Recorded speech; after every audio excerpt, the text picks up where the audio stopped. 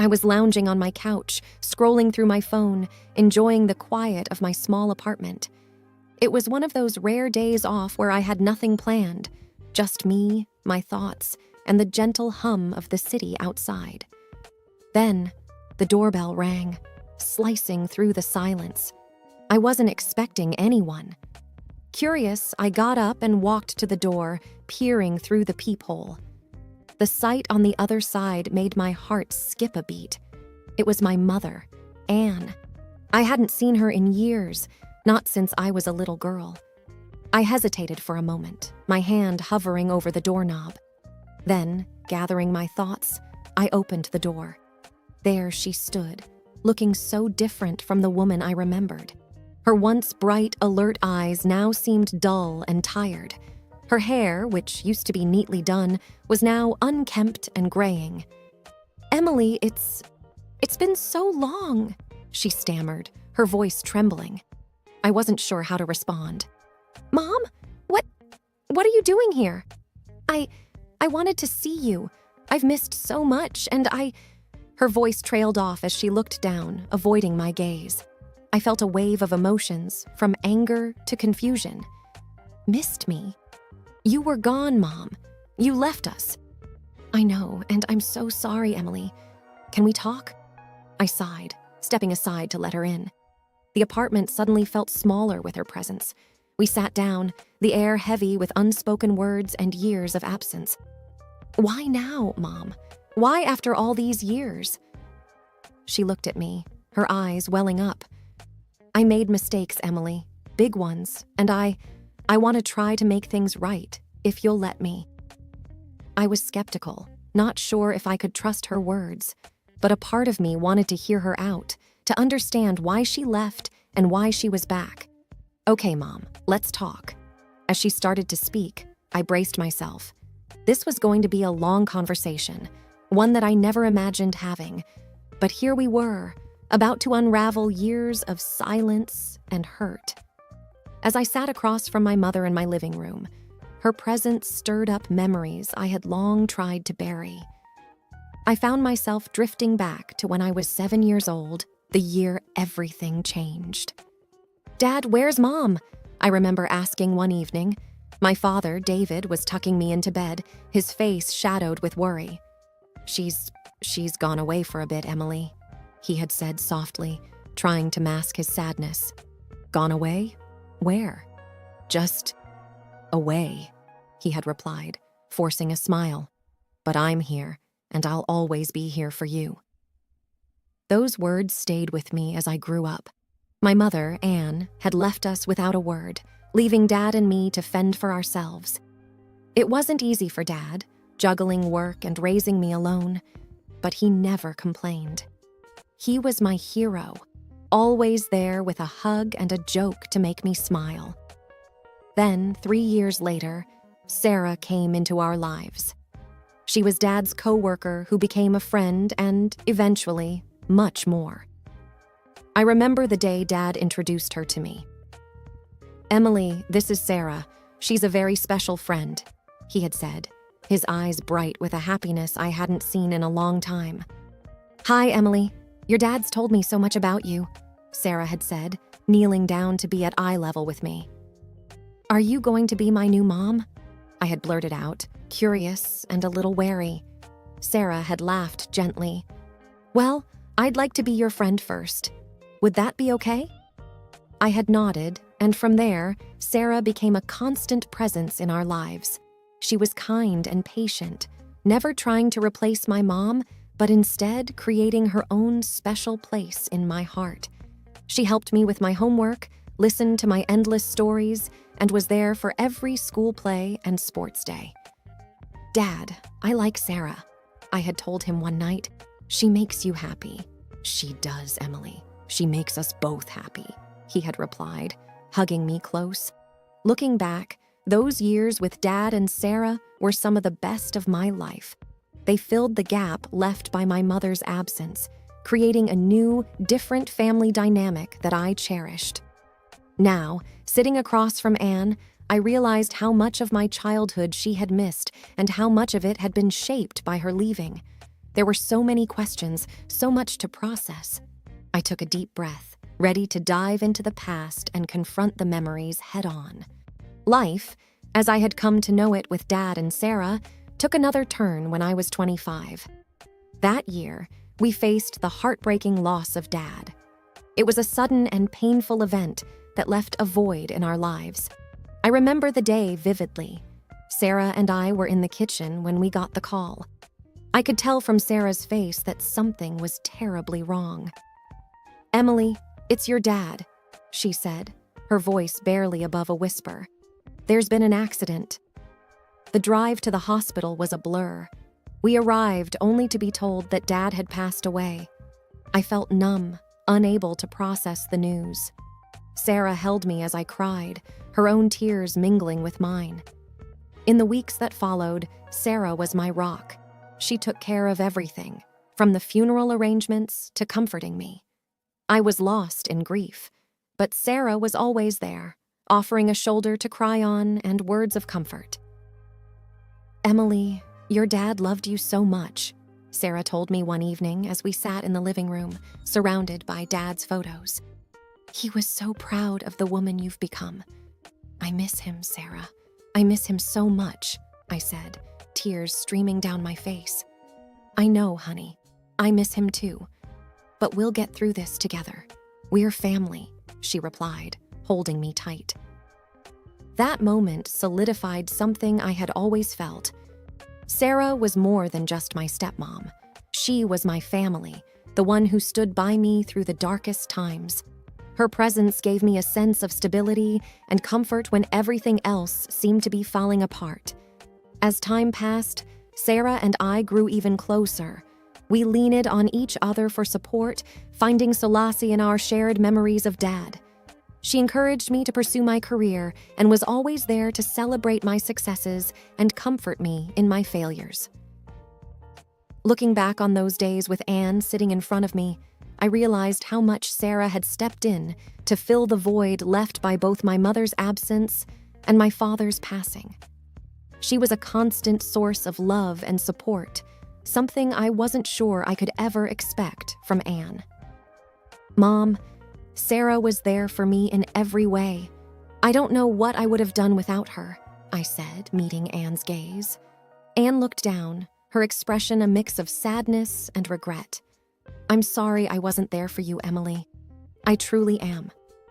Her apology hung in the air, a stark reminder of the years lost and the relationships that had been strained beyond repair. I was grateful for Sarah's presence in my life, but part of me still yearned to understand why my mother had left in the first place. Sitting across from my mother, Anne, in the dimly lit living room, the silence between us felt heavy. I finally mustered up the courage to ask the question that had been burning inside me. "Why did you leave, Mom? Why did you just disappear from our lives?" Anne shifted uncomfortably in her seat, her hands fidgeting in her lap. "Emily, it's complicated. I was young, confused. I thought I needed something more, something different. But you had a family, a daughter who needed you," I said, the hurt clear in my voice. "I know, and I regret it every day. I thought I was missing out on life, but I didn't realize that I was leaving my life behind." Her words stung. It was hard to reconcile this regretful woman with the mother who had walked out on us. "Did you ever think about us? About me?" I asked, looking for some semblance of remorse. "I did, Emily, but every time I thought about coming back, I felt ashamed. And then I got sick. Really sick. It took me years to recover." I was skeptical. "Sick? Is that just an excuse to come back into my life now?" "No, it's the truth. I was diagnosed with a chronic illness. It took a lot out of me, but now I'm better, and I want to make things right with you." I didn't know what to feel. Anger, pity, disbelief. It was all a jumbled mess inside me. "So, why didn't you reach out sooner, after you got better?" "I was scared, Emily. Scared that you and your father would reject me." "Mom, Dad passed away 2 years ago," I said, a lump forming in my throat. Anne's face fell, a look of genuine shock crossing her features. He's gone?" I nodded, the pain of his loss still raw. I didn't know. Oh, Emily, I'm so sorry." Her apology felt empty, too late. I couldn't help but feel that her return had more to do with her needs than mine.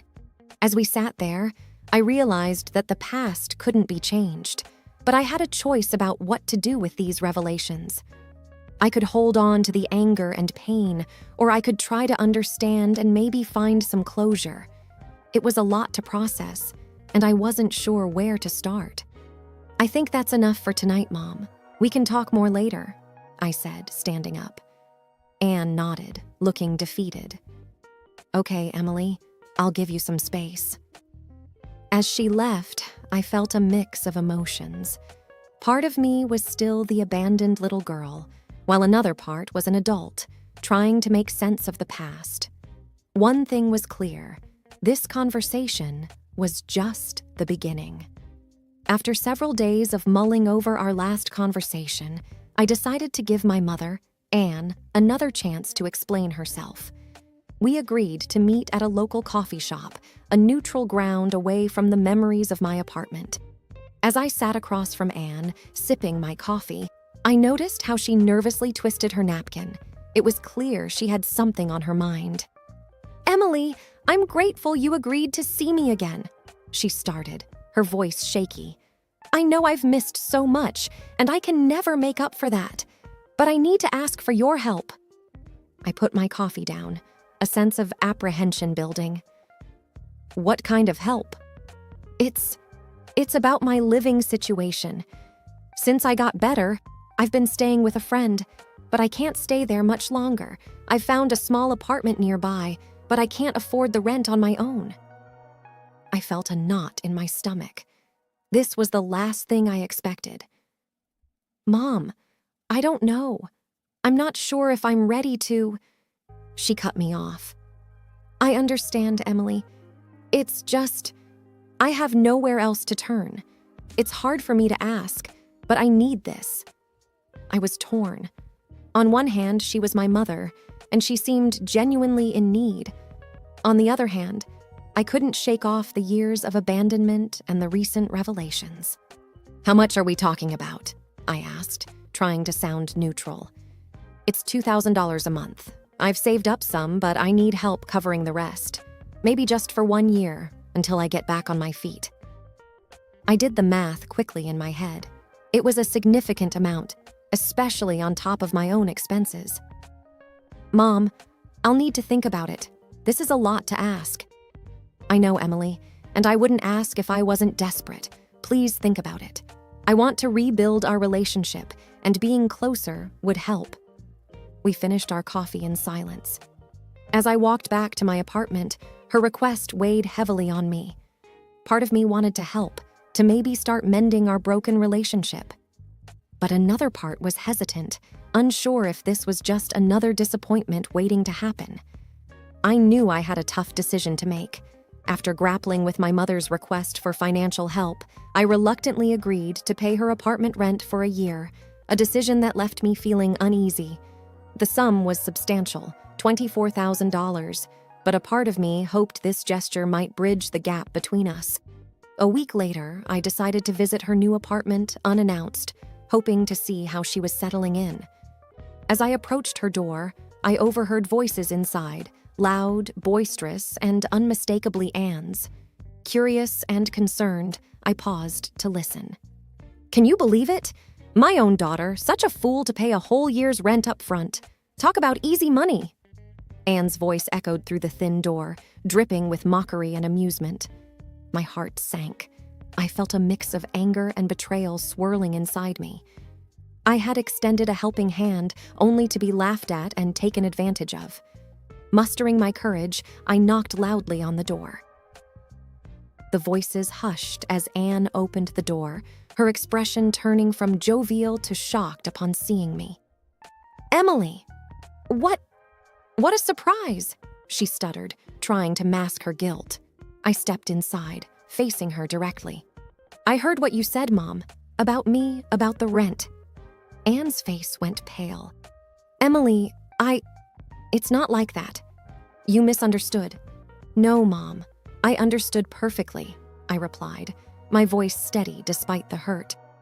I thought we could rebuild something, but I see now that was a mistake. She reached out, trying to touch my arm, but I stepped back. I wanted to believe in you, Mom. I wanted to believe you had changed. Feeling a sense of finality, I pulled out the document I had brought with me, the rental agreement. I should tell you, I only paid the rent for 1 month, not a year.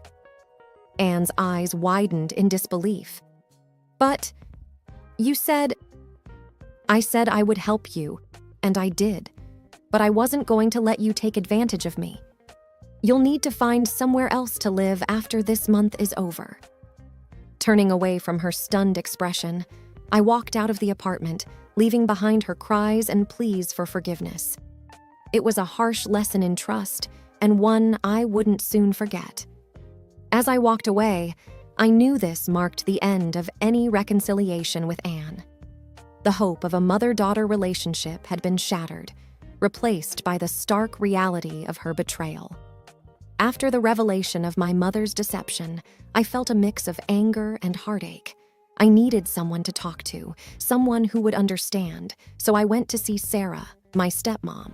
She had always been my pillar of strength, especially in times of turmoil. When I arrived, Sarah could tell something was wrong. "Emily, what's happened? You look upset," she said, her concern evident in her voice. I sat down at the kitchen table, the same one where we'd shared countless conversations over the years.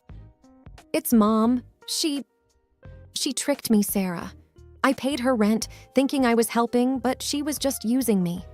And then she laughed about it with her friends." Sarah's expression turned from concern to anger. "That woman! After everything she's put you through..." "I'm so sorry, Emily." I could feel the tears welling up. "I thought maybe she had changed, that we could have some sort of relationship. But I was wrong. She hasn't changed at all." Sarah reached across the table, taking my hand in hers.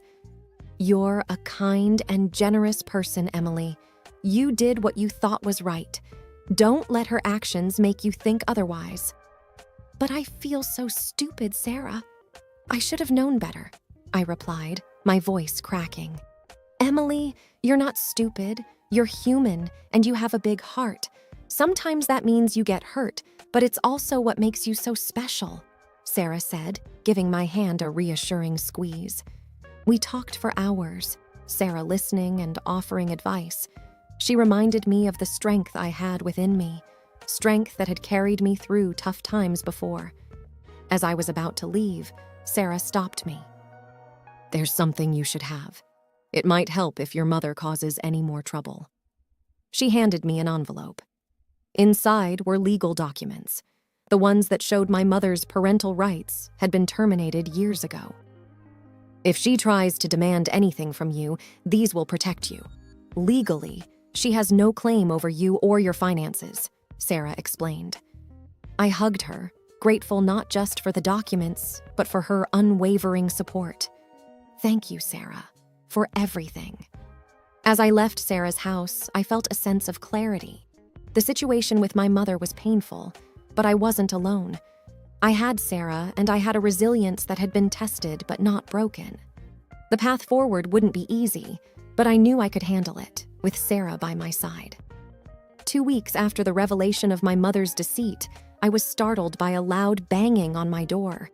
With a sense of foreboding, I opened it to find Anne, her face twisted in anger and desperation. "Emily, you have to pay for my housing. If you don't, I'll sue you. I'll demand alimony from you every month," she shouted, her voice echoing in the hallway. I couldn't believe what I was hearing. After everything that had happened, her audacity was astounding. I felt a mix of anger and disbelief, but I remembered the envelope Sarah had given me. "Mom, you really think you can demand anything from me?" I said, trying to keep my voice steady. "Yes, I'm your mother. It's your duty to take care of me," she retorted. I couldn't help but laugh, a reaction that seemed to infuriate her even more. "You're not in any position to demand anything, Mom. You gave up that right a long time ago." Anne's face contorted in confusion and rage. "What are you talking about?" I reached for the envelope Sarah had given me and pulled out the legal documents. "These papers, they show that you legally relinquished your parental rights over me. You have no claim to any money or support from me." Anne's eyes widened as she skimmed the documents, her face turning pale. This can't be." "It's over, Mom. You can't use me anymore," I said, a sense of finality in my voice. I stepped back and closed the door in her face, cutting off her protests. She continued to yell and bang on the door, causing a commotion that drew the attention of my neighbors. Within minutes, the situation escalated to the point where someone called the police. I watched from my peephole as officers arrived and spoke with Anne, who was still shouting and causing a scene. They eventually escorted her away, her angry shouts fading into the distance. As the door closed and silence returned, I felt a weight lift off my shoulders. It was a difficult and painful chapter of my life, but it was finally closed. I had my own life to live, free from the manipulation and deceit of the past. I knew the road ahead wouldn't be easy, but I also knew I was strong enough to face whatever came my way. With Sarah's support and my newfound resolve, I was ready to move forward.